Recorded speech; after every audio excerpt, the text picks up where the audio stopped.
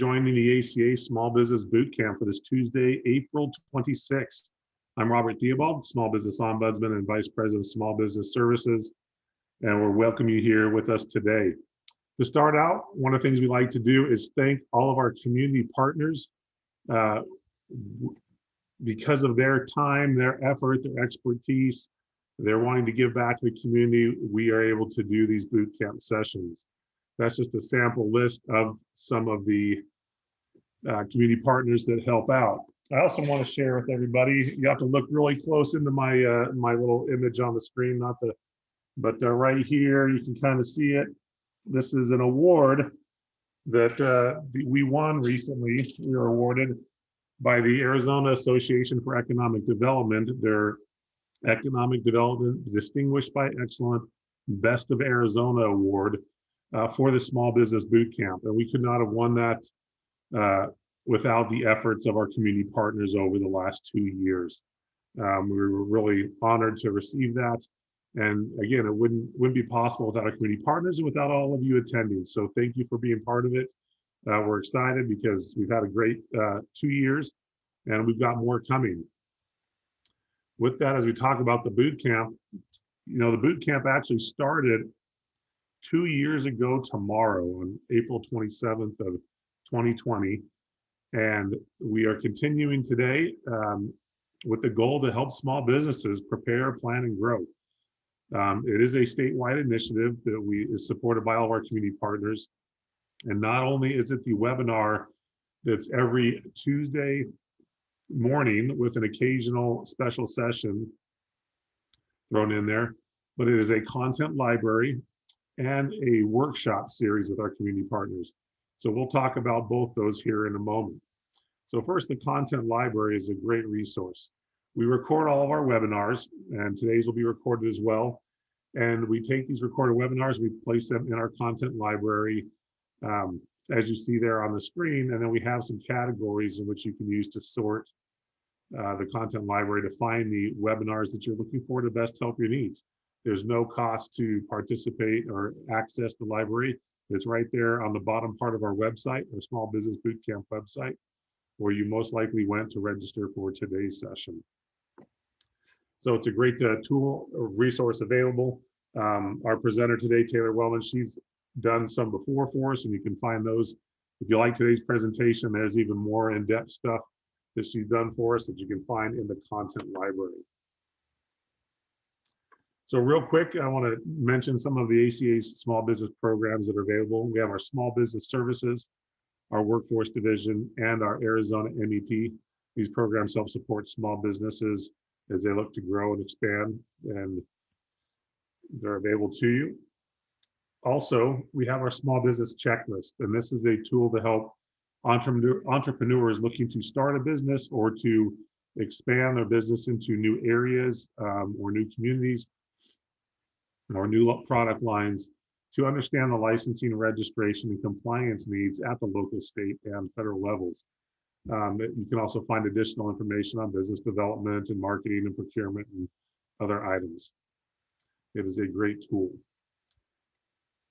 Jumping over to some updates, we have an exciting update we want to make sure everybody's aware of. On last Friday, the governor announced an additional $5 million for the Back to Work grant program. So if you remember the Back to Work rehiring and retention program, that program ended, the funding was depleted, but the governor just added an additional $5 million for that. We're going to post in the chat the link to that program as well as the link to the application. This program is run through the eCivis website that the governor's office uses to run the grant programs. So it's not directly through us, but if you have questions, you can get with me and I can direct you to the team that handles all the inquiries for that grant program, or you can find it under the contact information on the eCivis page for the grant. Looking forward to upcoming sessions. This Thursday, we have a special session with the ASU.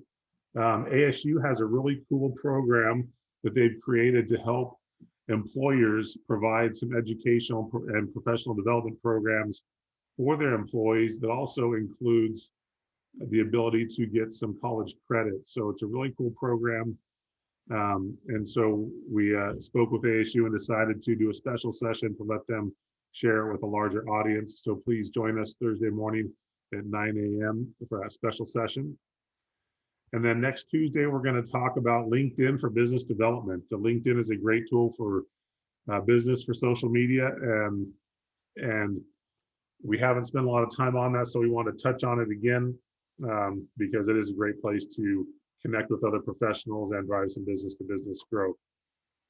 Then on Friday, May 6th, we have a workshop. This is going to be an in-person or virtually, depending on whichever one you like to do. We will have in-person at our conference center in Phoenix. And then we'll also have a virtual version via Zoom for those that can't be in person. Again, so we can reach the entire state with this workshop. This is part of that workshop series that we added to the Small Business Bootcamp. So this workshop is being done in conjunction with the Phoenix Business Journal, the law firm of Gallagher and Kennedy, Wells Fargo, the accounting firm of REDW, and Blue Cross Blue Shield, and then also the Small Business Development Centers. It is a 3-hour workshop. We may end a little early, but if you're on virtually, you can jump in and out depending on the topics that you are interested in. We will have an agenda go out shortly with the approximate timings for each presentation, but we're excited to do that. Again, it's in person or virtually. There is limited in person to about 60 people, but as of right now, there's room for that in-person piece. So please join us for that on Friday morning, May 6th at 9 a.m. And then the following Tuesday for our regular boot camp session is Bookkeeping Made Easy. We've got Pedro Alvarez from Chicanos por la Causa from their division, Prestamos, that is going to do his presentation. It's a really good presentation, a lot of simple tricks and tips to help make bookkeeping easier for your small business. So with that, we want to jump into today's session. Again, we've got Taylor Wellman, the owner of Financial Potion. Taylor's been with us before. She's a phenomenal presenter and very knowledgeable on the topic today on video. So with that, I'm going to go ahead and stop sharing, and we're going to throw a couple of polls up as Taylor gets ready to start. So Faith, if you could launch those polls. Excellent. You should see those polls on your screen now. Go ahead. You have to answer both questions and then submit, and we'll just get a pulse on the room here and see, how everyone feels so far about video marketing. Have you used video marketing in the past? And that means, like, have you even posted one video? Do you have a YouTube channel established? And then do you find making videos intimidating? And I would even encourage, if any of you answered yes, maybe find that chat box and let me know, what is it that's intimidating? Is it the scripting? Is it the actually performing in front of a camera lens? Is it the, what do I do now that I have this video? Let me know how you feel about video marketing. We'll just spend one moment letting people answer this poll. All right, so it looks like majority of the room has done video marketing before, so that's awesome. So hopefully this is just going to expand and make you more confident on what to do as a full marketing campaign and marketing plan. And then, as I suspected, the answer is yes, I've done videos, but also yes, I'm very intimidated. And in looking at the chat, it seems like the editing, choosing the platform, we'll definitely be talking about that today. Time commitment, I have some tips for you. Looking professional and adding creative features to it. The equipment, we'll be talking about that as well. The time investment. So it sounds like you are in the right place, because not only are we going to be talking about how to produce quality videos on your own, what those videos should be, how to produce them, and really where should you be focusing your time posting them. Although I am a video production and video marketing organization, we still want to empower you to know how to do these videos on your own, because there's going to be times where it just may make sense for you to do it on your own. So at any point in the presentation, if you have any questions, please locate that Q&A button that you'll find on your toolbar. Go ahead, post questions in there, not in the chat. It's a lot easier for me to organize that. I'll peek at the Q&A here and there, and if it's something that I feel needs to be answered right away, I'll take that moment, I'll answer it right away, or we'll just save them till the very end if I know I'm going to be answering it in a moment. So let's go ahead and get started. As I said, you're going to be learning what types of videos you should be producing. And we're going to be reviewing really the three most common types of videos that your business should focus on: how to script them, the equipment you need in order to make them look professional, and where to post them. And then, of course, I think what's most important is your questions. At the end of the day, I want you to be able to walk away with the confidence and the plan in order to implement your own video marketing strategy.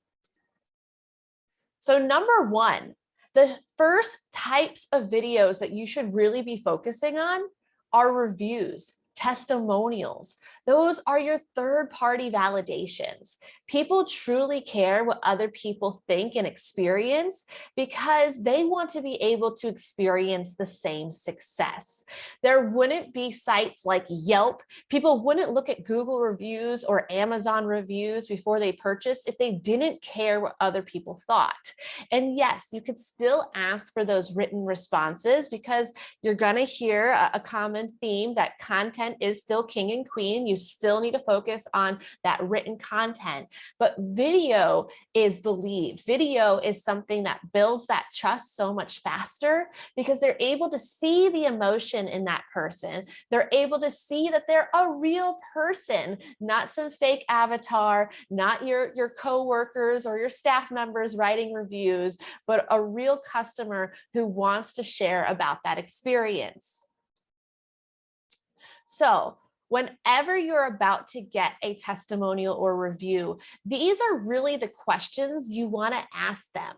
And what you want to do is you want to coach that person in restating the question within the answer. So that way, with basic editing, and yes, we'll touch on editing, you can then edit out you asking those various questions and just have this beautiful full story. So really, we want to be able to tell a full story about this experience. And if you're a B2B business, that first question is a great way to kind of convince some of your testimonials and reviews to do a video for you, because then they're able to toot their own horn a little bit and be able to talk about themselves. So what is your name and who are they? What's their business? And if you're a B2C organization, we still want to hear, my name is Taylor and I'm a mom of a 3-year-old. That then gives that perspective if someone's also watching going, I'm a mom of a toddler too. Maybe this is for me. Now, how did you get started working together? Once again, we want to tell a story. We are connected to stories. And so go ahead and share, how did you start working together? And then what was the process like? We want to hear some actual steps that happened. The more detailed you can get your testimonials and reviews to be, the better, because then people can really visualize themselves going through that process as well. And then what were the results? The more tangible, the better. If you're a fitness trainer, how quickly did they get to their goals? Did they lose their weight? If you're a realtor, how fast did you find that perfect dream home? Or how quickly were you able to sell your home? You want to be able to talk about those tangible results that people can truly see for themselves. And then, have they tried a similar product or service before, and how did this differ? Now, I am not big on bashing companies. I never, ever want you to say or have your testimonials say, I tried XYZ realtor or I tried XYZ landscaper and they were terrible. Instead, just have them highlight you and what made you stand out? Was it your, we tried to use a similar air conditioning service and they never followed up with us about reservicing our air conditioning unit. But when we worked with AZAC, they were able to follow up and make it so we always had confidence our AC would work in the summer. Make them really just talk about you in a better light, but make it so they also seemed experienced. That's kind of the key with this number 5 question, is that it wasn't the first time they're experienced, and with their experiences, you are the best. Now, this is really the most important question, number 6. And if you have a very, very busy person, a very busy testimonial or review, and they're trying to run out of the office, make sure you just ask this one question. And it's extremely important that not only do they say the words recommend, make sure they say your name or your business name. So would you recommend the same service, person, business, product, and why? If you wanted to eliminate extra editing, that's really the one question you want to have them answer. It's just, I would recommend you because, and have them just share from the heart their simple story. And the best time to capture these testimonials is going to be in the moment. Normally, when you're done, with a service, or they just started using their product and they see you again, they're going to start raving about it. They're going to start saying, oh my gosh, this is so amazing. I can't believe how much my mother loved that gift that I bought. That bouquet that you made was just absolutely fabulous. When they're making those comments, we got to get better as marketers to go, oh, wait a second, time out, stop. Do you mind if I capture this on video really quick? Because that's when their energy is the highest, and that's when they're most authentic, because they're already just telling you how they feel. And so really get into the habit of really using those 2 ears, really listening for those cues to go, this is a perfect time to capture those testimonials. So the second type of video that you want to focus on are introductions. And yes, there is a plural to that, introductions, because there's a lot of people and organizations that offer more than one service. And so it's really, you might need to have multiple introductions, but you start with one that's kind of that business overview, and then you can break them down into others. So let's talk about some of those scripts. And these are really going to be, those business cards, those video business cards that you're going to sprinkle everywhere. And so I do see a question that popped up in the chat. Please try to use the Q&A button when you can, but I'm going to answer it. They asked, do the interviews sign talent releases before you post the video? It's definitely a good habit to either get written talent releases, or what we do a lot of times, especially if we're doing kind of like on the street interviews, is verbally have them give us consent on video. So we would say something like, do you agree to be recorded for XYZ project with no compensation involved? Do you understand we may use your video, photograph, or audio in part or whole? Do you agree? And then if they say, yes, you agree, you just want to archive and save that footage. So that way you can recall on it if anything happened. You're a multi-trillion-dollar business and someone wants to say, it's because of my amazing testimonial, I should get paid. You can then pull up that footage or pull up that document and say, you said you were going to do this without compensation. So very good question. So these are the questions that you want to answer when you're scripting your introduction videos. Notice I am talking a lot about scripting. It's so important to do your pre-production work. Not only by doing this will you be able to organize your thoughts, perhaps even use a teleprompter to be able to have a little more crisp performance, you'll also be able to utilize your scripting when you're doing some search engine optimization, which we'll discuss a little later in this presentation. And so really take the time to script. Even if you don't have a teleprompter to use, take the time to script. It's going to help you, I promise. Now, in these introduction videos, we know that, people have short attention spans. And so we really want to try to stay within 1 minute if possible. The longer your videos, the more elements you want to add to them, whether it be B-rolls, that's secondary footage that you can show in order to keep someone's attention, or text graphics or motion graphics. The longer it is, the more you need to insert. But if you answer these questions using only one sentence, you're more than likely going to hit that 1 minute mark. If you are truly typing out your scripts, about 150 words equals a minute. Of course, that's going to vary depending on how fast or how slow you speak, but in general, 150 is 1 minute. So what problem does your offering solve? People are online looking for solutions. They're looking for solutions to what gift should they buy for Mother's Day, or how to budget better, or how to grow their business.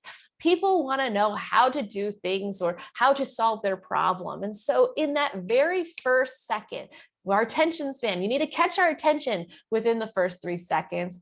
Go ahead and share what problem does your offering solve. Then say, who are you and your business name, because you've already got their attention. You already know, oh, you actually can solve my problem. And then who is your target audience? Not only are these introduction videos going to help, people know that you're a good fit, you're going to eliminate people who maybe aren't a good fit for you. And then again, similar to your review and testimonial, how are you different from your competition and what makes you unique? Again, I do not want you to name bash anyone. There's no reason for that. Instead, talk about what separates you. What is that extra uniqueness about you, your differentiator about you and your business? And then what resistance or objections will people have to you? I'm sure you can recall many sales meetings where people kind of feel like a broken record. They may say the same objection. Oh, well, that takes too long. Why do I need to do a 6-month contract for SEO? That seems like a long time. Or why is it X number of dollars? Go ahead and talk about those resistance or objections in your introduction video. So that way people are already moving past that and you can carry on and move past that conversation. Video is really about a customer journey, a sales journey. And so the more that really you can save time and then get to that next step when you actually talk to each other in person, the better. And then the call to action. This is really going to be something that you want to put in every single video you produce. When, where, and how do you want people to take action? And that's something where you want to be detailed and not give multiple options. Don't say, you can go to my website, you can give me a text, you can do this, you can do that. Just give someone one option. Think about when you go to a restaurant. The best restaurants are the ones that just have that one page. They make it simple. They say, hey, here's your few options. What do you want? But if there's too many options, granted, I do love the Cheesecake Factory. If there's too many options, it can really make people frustrated and not sure what to do. And then sometimes they choose to do nothing. And so in your videos, truly say, if you have a, page landing page, you want people to sign up for a newsletter, push them just to the landing page. If you want people to sign up for a strategy session and contact you, just make that one call to action.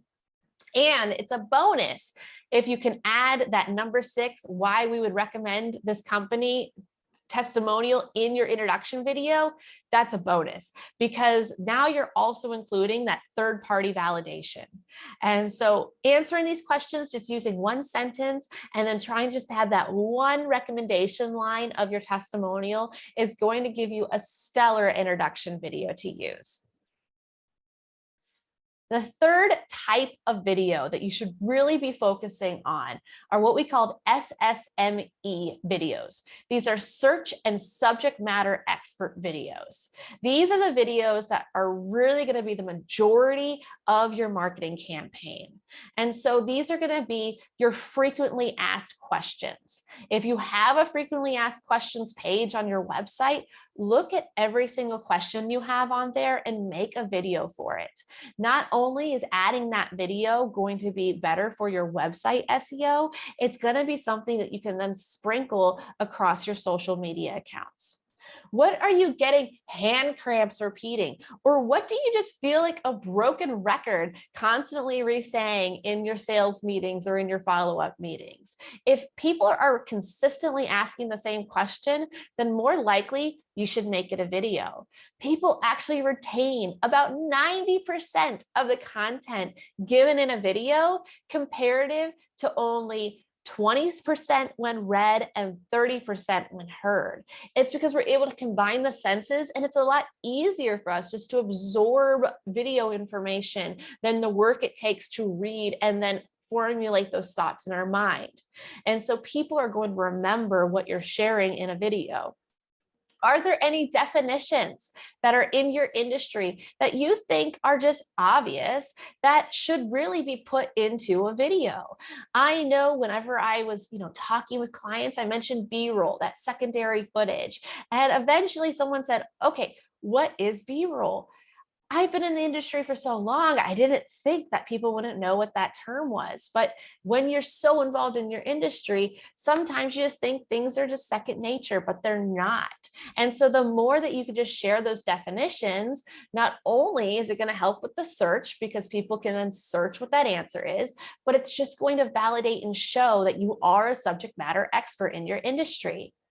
Is there anything seasonal that you can discuss? Mother's Day is coming, it's getting hotter in Arizona. What are some things that can be really seasonal that you can also post on your social media, just so that way you're with the times? And on that same note, what is trending? You do want to show that you have a pulse on what's going on in the world. And so is there anything that you can also discuss that does fit well within your industry? By then blending all of these types of videos, you're going to have a very fresh campaign online because it's going to have that nice variety. And notice none of these are sales videos. Other than maybe your introduction video, I'm not really highly recommending that you just push out only commercials and only sales videos. Yes, you should definitely have a commercial. There's definitely an importance to having some sales videos, but they should not be your primary focus. These types of videos really should be your primary focus because they say giving is the new viral. The more you just give out your information, the more that you share and give people that confidence to learn more about your industry and to see that you're the subject matter expert, you're going to be top of mind. And so when someone really needs your product or service, they're going to go to you because you've been already giving and sharing so much content already. And you could truly give everyone the blueprints. If you had a service, give them the blueprints. Hey, I'm giving you the blueprints right now to many things, but you shouldn't be afraid of that because majority of the time that's going to give people the confidence to want to take the next step, but they're going to want to get their hand held, and who else would they want to hold the hand but with yours? And so definitely do not be afraid to share your information, so to show people that you really are that subject matter expert that people can trust. And again, we want to try to keep them short, 1 minute or less. So if you're scripting these, which I highly suggest you take the time to script, try to keep them within 150 words or less. All right, so those are the 3 types of videos that you should really be focusing on. My goodness, if this was my cat, I'd be so upset seeing them on a camera. So don't let them do that to your equipment. But we're going to talk about equipment that you'll want to consider purchasing that won't cost an arm and a leg. I'm not going to tell you to go out and buy a $5,000 cinema camera like we have, or else it'd just be a better investment to hire a company to do it that has the equipment. This is going to be basic equipment that's going to cost you less than $100 or maybe only like $150 in total in order to just give you a better look. So number 1 is you need to keep it steady.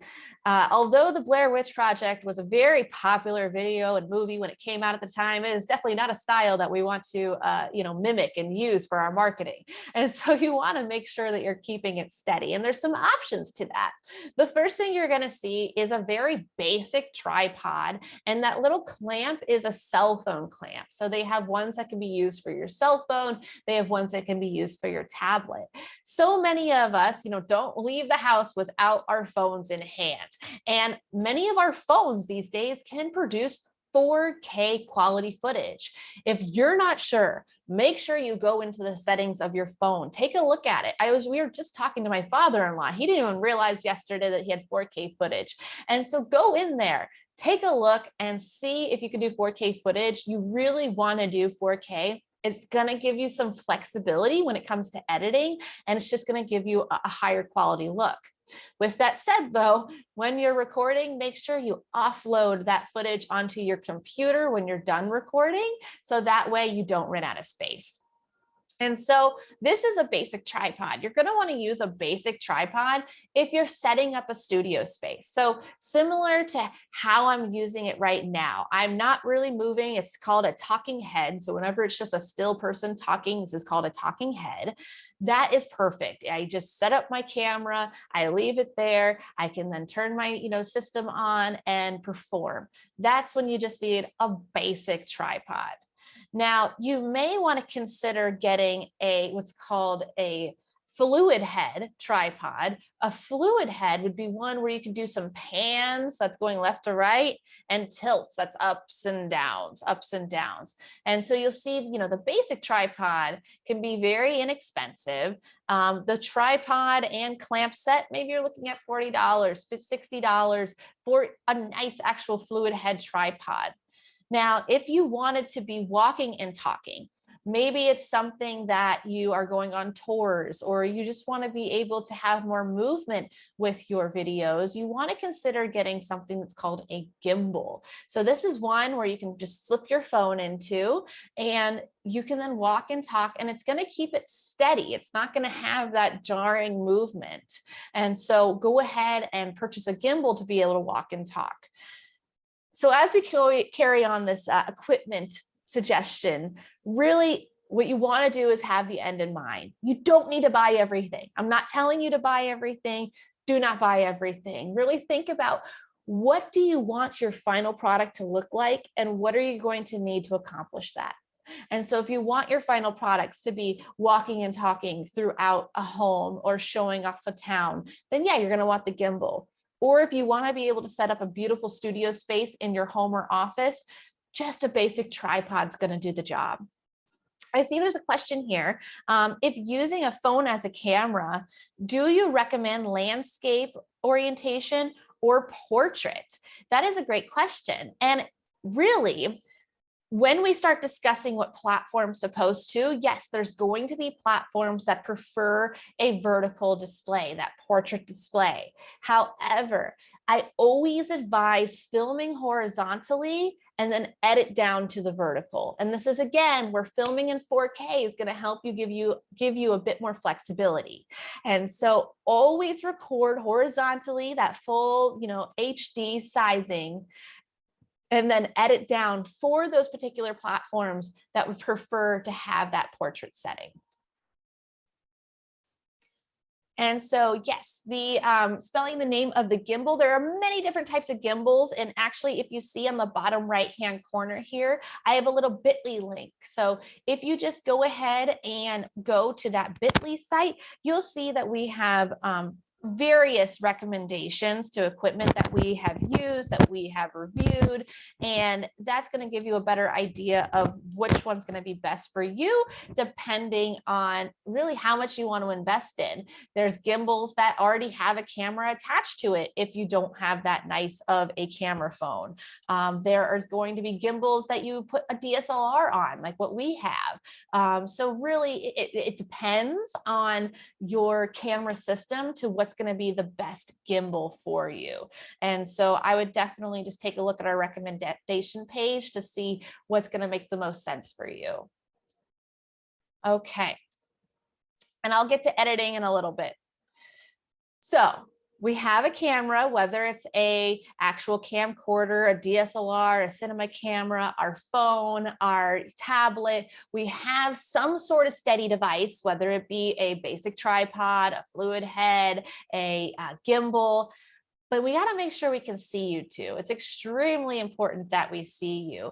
By having nice, beautiful, even lighting, not only is it going to really make your video quality better, it's also going to help you look younger, which who's going to complain with that? And so there's several options when it comes to lighting. People, beginners' favorite is the ring light. And many ring light devices will actually have a tripod mechanism with it. So potentially you could just purchase your ring light and then be able to have your phone attached to it right there. For people who don't wear glasses, you are very lucky. Many of you can get away with just having the one ring light, have your camera smack dab in the middle, and you are beautifully illuminated. Now, for us glasses wearers, it's a little more challenging.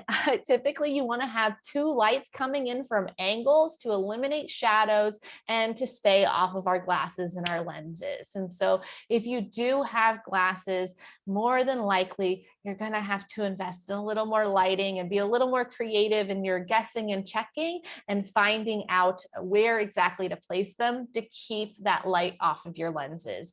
It's so distracting to just see the light in your lenses at all times. So you're just going to have to go at a little higher and a little more of a 45-degree angle coming into you. And so typically, if you do need more lighting, these LED lights that you'll see in the middle, that's a great option. And you may want to even consider getting 3, so you can do a traditional 3-point lighting. That is where you would have one pretty much, 45-degree and 45-degree, that's your key and your fill. And then if you're not using a backdrop, like I'm currently using a green screen backdrop, you would then have a 45 backwards light as a backlight. That's going to give you some nice separation from the background if you are having an actual office background, library background, and we're not doing a virtual background. If you're on the go, so let's say you're doing the gimbal idea, these little clip-on LED lights are awesome. They can produce they can pack a punch. And I know sometimes clients will even still put 2 on there because they're only like $15 each. So for $30, if you're doing the gimbal walking and talking, you can have some nice lighting to still illuminate your face. Now we are in the Valley of the Sun, which is amazing. And so you may want to consider even utilizing the sun. So that means you'd want the sun looking at your face, never have the lighting come from behind, because then you're just going to look dark. Do not do that unless you're doing 3-point lighting, which is different because you're still having the light on your face and the backlights just to create separation. But you can utilize what's called a reflector. On here on the right-hand side, you're going to see a reflector, which would then, if the sun was coming down, you can then angle the reflector to give you some nice bounce and bounce onto your face as well. What we want to do with lighting is eliminate harsh shadows. We don't want to have that harsh shadow under our chin onto our neck. We want to try to eliminate, how much no shadow we have. And so the more fully lit we look, like I said, it's going to make a better looking quality video, and it's just going to help us look a bit younger. And so let me see if I have any lighting questions on here. I do see a camera question, so I'm going to go ahead and answer that. Should I use my webcam or phone camera? That depends. Some webcams are 4K and they do a great job. So I would really look at what is the resolution of my web camera, what's the resolution of my phone, what's my goal for my final product videos. Do I just want a talking head like this, or do I want to be able to walk and talk? And that's going to help you better decide which system you should use for your camera. All right. So the typical lighting setup for a one-person interview, if you could do 3-point lighting, depending on your studio space, that's going to be the best. That's going to look the best. And that is kind of like your traditional lighting setup is 3-point lighting. And so that's having the key light. That's the brightest light that's going to be going on to you. Then the fill light is maybe 50% of the intensity of your key light to just fill in those shadows. And then that backlight, which is going to be parallel from your key light to give you that little bit of a separation. All right, so I'm going to go ahead and continue on. I do see there's a couple other questions, but we'll definitely get to those in a little bit. All right, so we have our camera, we have our steady system, we have our lighting. Now we just need to be able to hear you. And so you absolutely want to consider purchasing some sort of microphone system. Do not only rely on the onboard mic, whenever you are doing your videos, because the onboard mic is very omnidirectional, meaning if you're outside and a truck drives by, it's going to hear the truck, it's going to hear you, it's going to be noisy, and you're going to be spending more time in post-production trying to eliminate those sounds. And so please make sure that you consider what system you want to get. So there are what's called boom microphones or shotgun microphones. That's something on the right here where you're just going to have it attached to your device and away from you, but then the microphone's not in the shot. And then there's also what I typically prefer, lapel microphones. So I'm currently wearing a type of lapel. Whenever we're recording our clients, we really tend to put them on lapels because they're a bit more directional, where it's really going to capture your voice. So if that truck's driving by, it might be slightly in the background depending on how close that truck is, but it's not going to be overpowering. It's a lot easier to take out in post-production. And sometimes it's not even heard at all. So there is so many options when it comes to microphones. I definitely would advise taking a look at our equipment page to see what's going to be the best fit for you. There's some that are really just made for smartphones, just made for iPhones, or are a little more versatile where it could go from computer to phone to computer to camera. And so make sure that you choose a microphone that's going to be best for you, but we want to make sure that you do have some sort of secondary microphone. And they can again vary from anywhere from about $50 and up. So, and I say and up because our systems are like $900 a pack.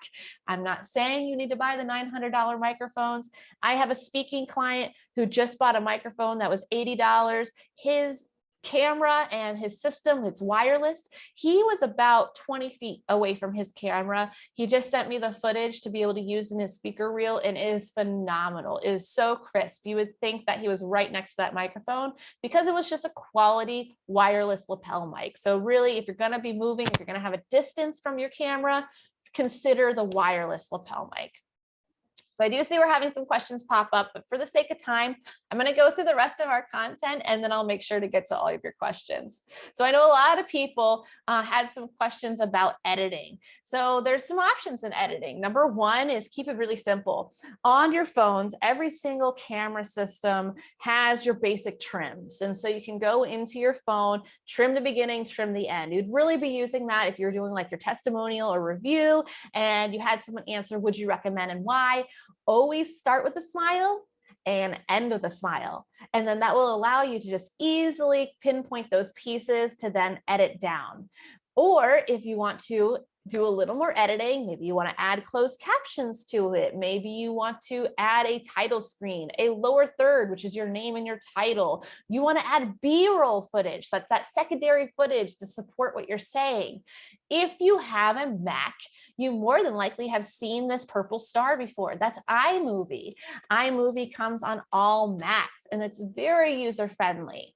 Or if you're a PC user, you may want to spend the $100 and purchase Movavi. Movavi, again, is very user-friendly. There's a lot of just preset transitions in there and text graphic animations to just make your videos look so much better.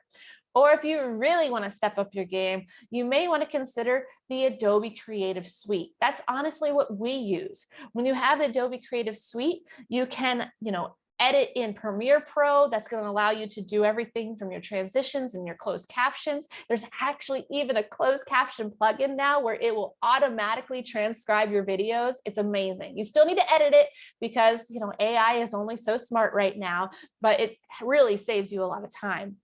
You can use After Effects if you want to learn After Effects. That's going to give you beautiful green screen keys and motion graphics. And then Audition is for those people who maybe didn't invest in the best microphone, but wants to clean up that audio. You can use Audition. And of course, I'm sure many of us are familiar with Photoshop.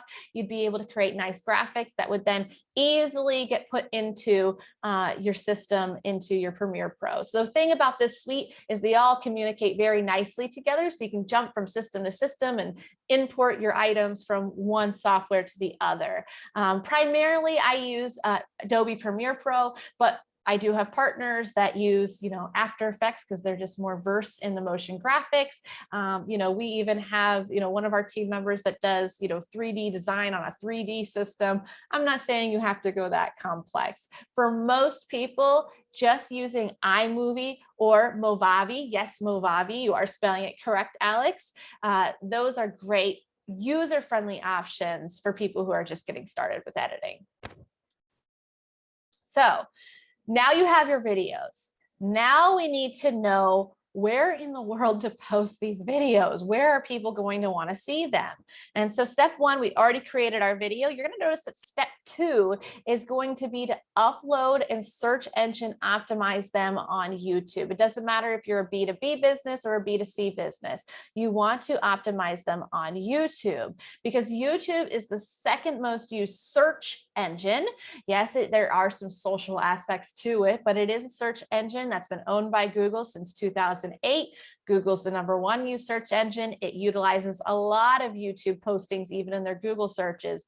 And it's the second most visited website worldwide. And so once you've had the opportunity to fully search engine optimize, and I'm sorry, we can't go through search engine optimization completely in this one. That's a whole course on its own, but you can utilize the embed code to embed those videos onto your website, your newsletters. You can use the direct links in order to put into email newsletters, Pinterest, Patreon, if you have a membership account, Twitter, and LinkedIn is also friendly with YouTube. Now, I do also recommend directly uploading to LinkedIn. If you are a B2B business, you need to be on LinkedIn. LinkedIn, out of all the platforms, is probably the one where we get the most new clients I've never heard of. And so 4 out of 5 people drive business decisions on LinkedIn.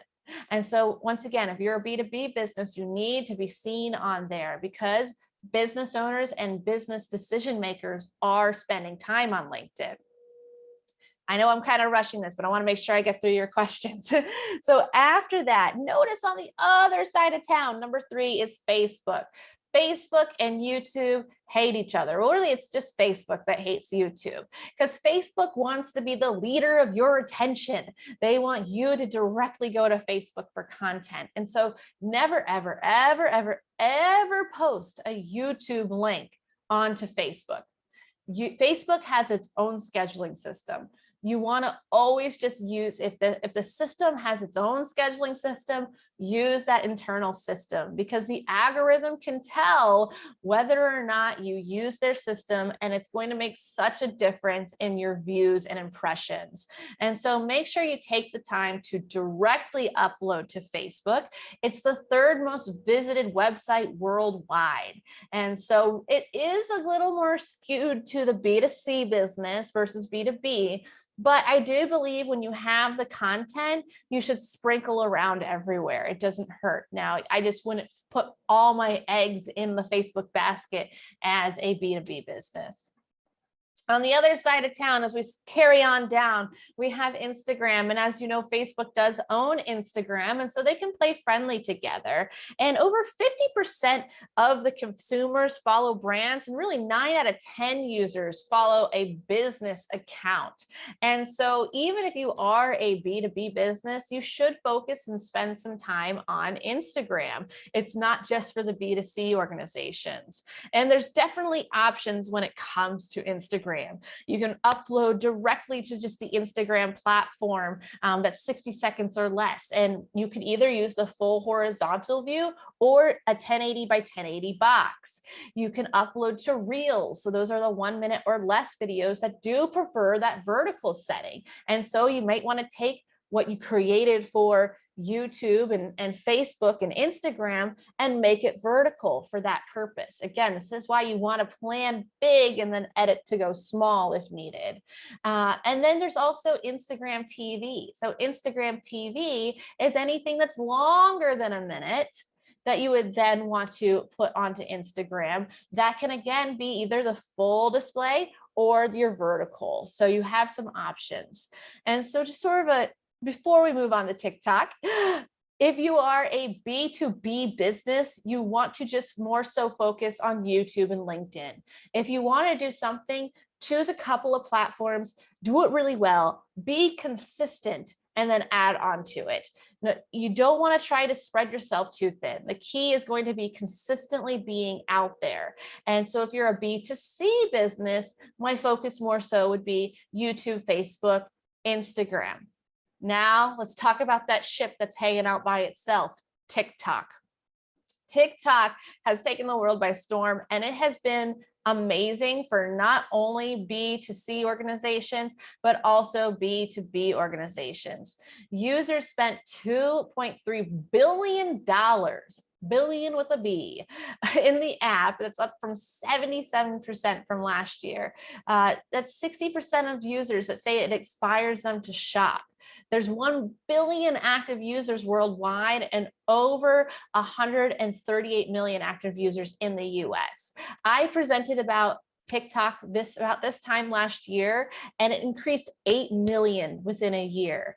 And of my clients who have truly embraced TikTok, it's amazing how quickly they're getting followers and they're getting people to really watch those videos. And so B2B and B2C, TikTok is a great place. Who does prefer that vertical profile imaging? I know I got really fast there at the end, but I wanted to make sure we get through everything and we had time to answer your questions. So I'm going to go through and look and see what questions we still have here. Taylor, while you're looking at those questions real quick, I just want to let everybody know I'm going to post in the chat. Taylor's done 4 other presentations for us, and previously she did a kind of a 3-part series. So I'm going to post those links to our content library where you can find those previous presentations she's done. So I'm going to post those in the chat so you have time to click on them as she's answering the rest of the questions. Yes, thank you, Robert. You know, for those of you who are like, okay, whoa, you just went through how important YouTube was and didn't talk about optimization. I know we have a presentation that really went in depth about YouTube optimization. And so one question we have here is, should I focus on me and my background to build trust, or should I focus on the customer and their needs? You want to have a variety. You want to have that introduction video that talks about yourself a bit, but you do always want to focus on the customer. What are their needs also? Because really at the end of the day, think of it as dating. No one wants to just hear you blab about yourself the whole entire time and how amazing you are and what is it that you do. What's in it for me? You know, let's talk about me a little bit. And so you do want to have that nice blend. You want people to know who you are and, you know, how long you've been in the industry and why you're amazing to work with. But really, what so are you going to do for the customer, and how are you going to help solve their problems? So I hope that answered that question. If not, feel free to post another follow-up question on here. So what software do I recommend for adding photos? Again, if you are a Mac user, you might want to consider iMovie. If you are a PC user, Movavi, or there's apps that you can use, or even just your system inside of your camera phone to do basic trims. It really comes down with, again, the end in mind. What do you want those final videos to look like? How many editing tools do you really need to accomplish that final look? Record me explaining text. I was planning to record it using computer camera and OBS. Is that a good idea? Better way to do it? So OBS is a kind of screen capturing platform. It's really great to be using whenever you're doing live streaming. I definitely use OBS here and there. That would be great. Or if you have Adobe, you can also just use the text feature where then it will automatically transcribe what you have. For those of you who are little shy on camera. If that client is going to be working with you, if you are going to be doing even virtually face-to-face or any kind of face-to-face work, although you may not want to be on camera, you want to make sure that you do some videos where you're on camera, because people want to start building that trust. That's really what video is doing too, is they're letting people know kind of, how do you speak? What's your style like? You know, what's it going to kind of be like working with you? So don't always rely on just text and images and not being on camera. Yes, that could work for some videos or portions of the videos, but also try to just get out there and be seen. And so every phone's a little bit different. I have, how do you find the 4K settings on your phone?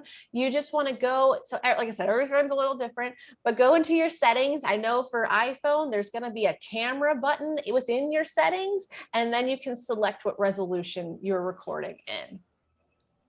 And with everything in the world, if you're really not sure, just look up on YouTube how to change my camera setting on, say the exact name of your camera, and then you'll be able to, or the exact name of your phone, and then you'll be able to find that answer.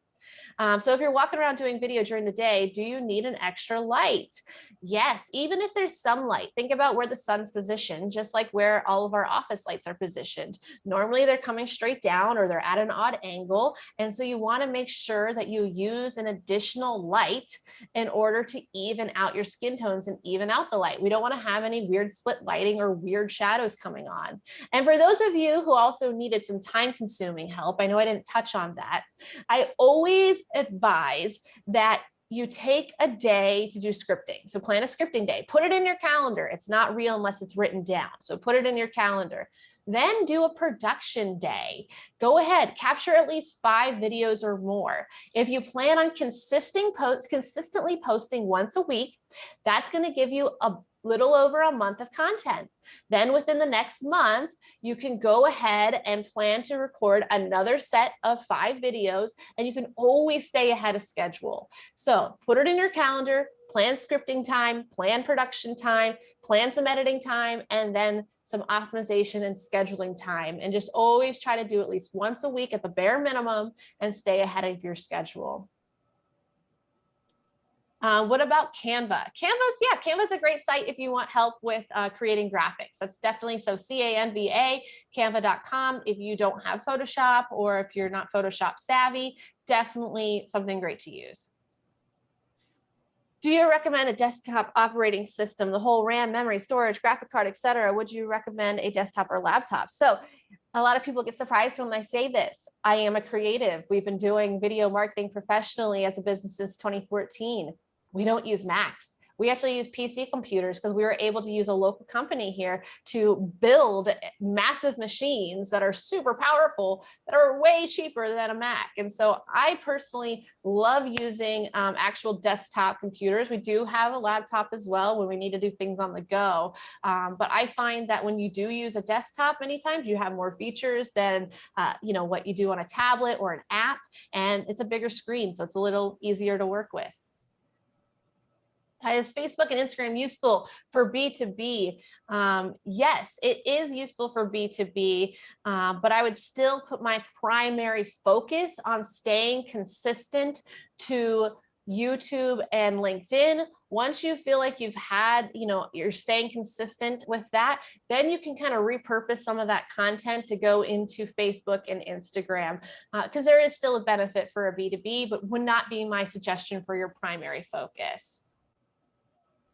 And so what I mean by being on LinkedIn is posting regularly. And so you can do it on your personal profile. You don't always have to have a business account, but you do want to regularly be posting on LinkedIn, especially if you're that B2B organization, to let people know that, hey, you're in business and you have solutions in order to help people.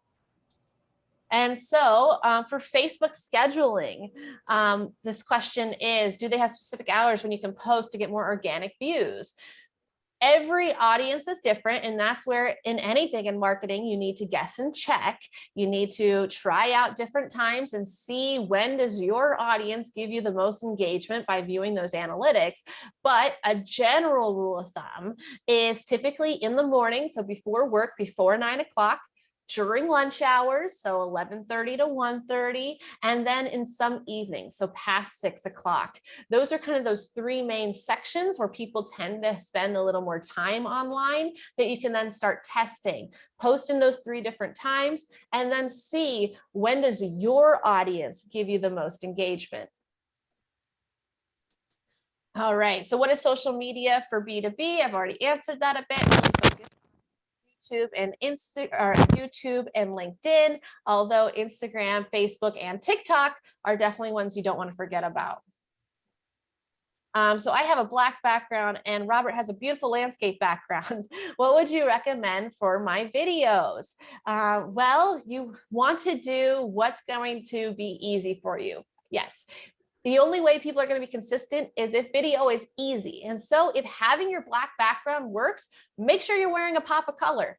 If having a virtual background and being able to put your logo in there is going to work for you, do that. The more you can put your branding in there, I do really suggest that. You want to have that top of mind awareness of your brand. But really, if your office is the best background for you, because that's going to allow you to be more consistent with your videos, then do that. You look beautiful. Thank you. Where are your lights right now? Do you have a light behind you or just in front of you? So for this particular setup, I only have lights in front of me because I have actually, this is a green screen right here. So I'm actually like currently touching my green screen because I use the virtual background system on Zoom in order to put my logo back here. And so if I did not have a green screen or if I wasn't using Zoom, I would perhaps have some more backlighting to give me more separation from my background. But for this particular setup, I just have the frontward lighting. All right, so let's see on our time. Is that okay if I answer a few more questions? I know we're at 10:01. You let me know, we can do Robert. a couple more minutes and answer a couple more questions. Okay, I just want to make sure everyone walks away super satisfied. And I'm trying to bring my East Coast speech to move a little faster. So what software do you use for videos? PowerPoint? So PowerPoint, yes, you have an ability to put, to make it an MP4 and make it a video. You could totally use PowerPoint to create some graphics, but I wouldn't necessarily use PowerPoint as my primary editor, just because, again, you're not going to see yourself. You want to make sure that you have some videos where you're in there to start building that trust and letting people see who you are. And so again, iMovie, Movavi, Adobe, those are also really great options. Can I use Canva to trim my videos?